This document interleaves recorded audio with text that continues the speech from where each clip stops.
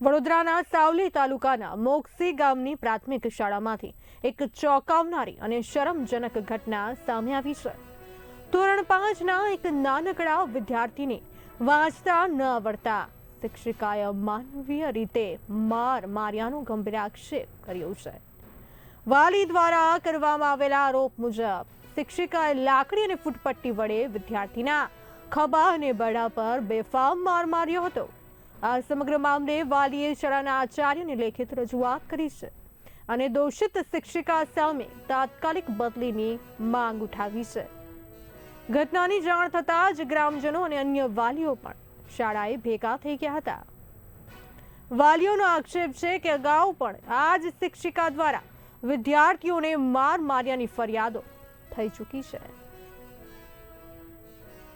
મારો છોકરો કાલે સ્કૂલેથી ઘરે આવ્યો તો મારા વાઈફે કીધું કે શું થયું, તો મેડમે કે મારે ગયા। મેં પૂછ્યું શું થયું બેટા, કે મને વાંચવામાં તકલીફ પડી એટલા માટે મને ઢોરમાર માર્યો છે। તો મારું કહેવું એટલું જ છે કે તમે આના જે મેડમ છે મેડમ વિશે કડક કાર્યવાહી કરો, જેથી આગળ કોઈ છોકરાને મારે ના। છોકરો કઈ સ્કૂલમાં અભ્યાસ કરે છોકરી મોક્ષી પ્રાથમિક શાળામાં ભણે છે, 5મા ધોરણમાં ભણે છે હોય। અને શેના દ્વારા માર મારવામાં આવેલો છે? એને કઈક પેલી ફૂલપટ્ટી કે હોટી આવે ને લાકડીની જાડી, એનાથી માર્યો છે એને।